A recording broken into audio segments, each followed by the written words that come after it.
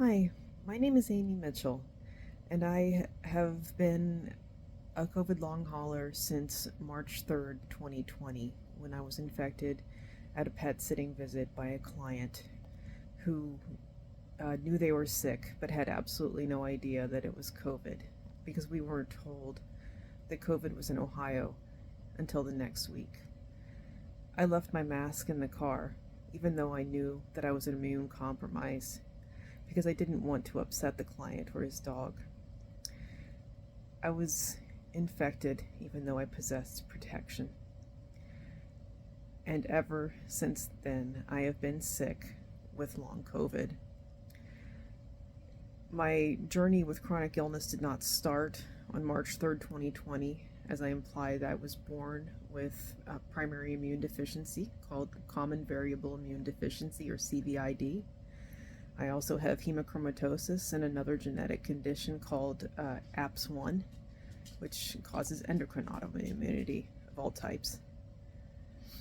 I originally went to school. My passion for college for art, my passion was painting. I am sitting in front of a door that I have made a painting of. This was it for my trip to Barbados. This is a mixed media painting, and I used to be able to tackle giant projects like that with no difficulty at all. I loved it. I was also an office manager for a veterinary clinic. I couldn't imagine being able to do any of those things now.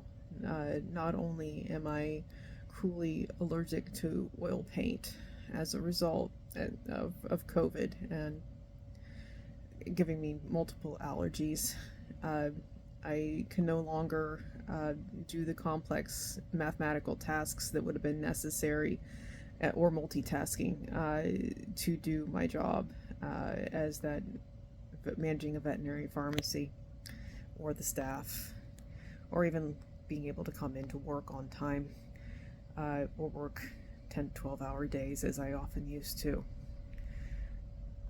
I work as a pet sitter now, but it's mostly part time, and I, as you see, have a little trouble stringing my thoughts together to form sentences and can keep my thoughts on track while I'm speaking. So my pauses are not because I'm reading it from any script, it's because I have to focus very hard to do this.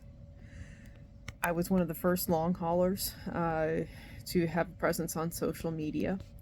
First on Facebook in Amy Watson's original Long Haulers group, and then later on in Bruce Patterson's Incel DX group, and then beyond that on Twitter, where I first searched for researchers and then also other people that were experiencing long COVID. We hadn't quite named it that yet, but we got together, including Elisa Perigo, and that's where the name came from. Long haulers from Amy Watson and Elisa Perigo's choice of long COVID. And I was there when that happened and helped support that initially. So kind of proud of that. And as more people with long COVID have joined our ranks, I've been proud to help guide them to either the research that's available to participate in or the advocacy organizations. First one that I had started with friends, we were calling it Treat Long COVID Now, or TLC Now. It still exists, but my current focus has been working with Long COVID Action Project, or LCAP for short, and I have been very proud of the grassroots organization and all their work so far. And yes, the support of LCDC and all that coming together with many groups now that are advocating for various aspects of long COVID and for the patients and giving them voice. I have had, as I alluded to, immune deficiency but that has been made worse by COVID. I now have lymphocytopenia, low T and B cells, as a result of COVID, which was never part of my immune deficiency before. I have new allergies. I have cognitive dysfunction. I have what is called POTS, postural orthostatic tachycardia. It makes walking difficult, whereas I used to be able to do multiple dog walks a day, mow my grass, do gardening, yard work. But now multiple flights of stairs can be too much for me. After my most recent COVID infection, and I've had 6 COVID infections, 3 of which were acquired in medical settings, I had heart damage. It is suspected to be myocarditis. I will be undergoing an MRI in the next day to investigate that damage further. It is a great risk for me to be doing that, and I hate them claustrophobic. But these are the things that I have to put myself through now. So many different medical tests, and every medical visit another risk to catch COVID again or other infections. As you can see, I have lesions on my face. These are chicken pox. It's to the best of my knowledge. I have had chicken pox since May of 2022. I can no longer fight off even the infections in my body that were from childhood. They also think that I am fighting Epstein-Barr, and I have to be on antibiotics and antivirals and antifungals every single day. There is no course and I'm done. I must be on these medications all the time now. And I have to be on medications for my heart, and I have to be on medications for my allergies, and I have to be on medications for autoimmunity, and I have to be on a special diet for autoimmunity.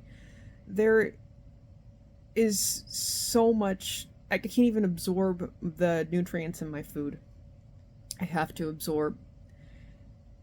take so many vitamins, and even then my nutrient levels, my mineral levels, they're low. I am fading, from what I can tell. I have been sick in a week. I will be sick 4 years, and I have scarcely had a reprieve, and even the best off-label drugs I feel are only partially able to slow the tide of my deterioration. I have lost all my muscles. I can barely sleep these days, and I'm losing my ability to do even part-time work. I'm afraid for what that means for me in the future, and I don't want to apply for disability, but I don't know if I'm going to be able to continue to work, and that absolutely breaks my heart. I have been advised that I certainly could qualify at this time, and I am not a quitter. I couldn't even afford to get the health insurance that I needed if I needed to be on disability, nor could I afford all the supplements and food that special food that I require. This isn't any decision that I'm fighting just because of the label. I am asking for the government, for independent researchers, for philanthropists, for anyone who is well, and then also those of us who are already not, to come together, and you will be saving not only the people who are already sick, but you'll be saving yourselves by investing in treating and long COVID. LCDC, thank you for hosting this event, and thank you for giving me a chance to give my voice here. And I am at Amy Mitchell Art on Twitter, and I won't give up that handle, and I won't give up my studio, because this is what I want to get back to.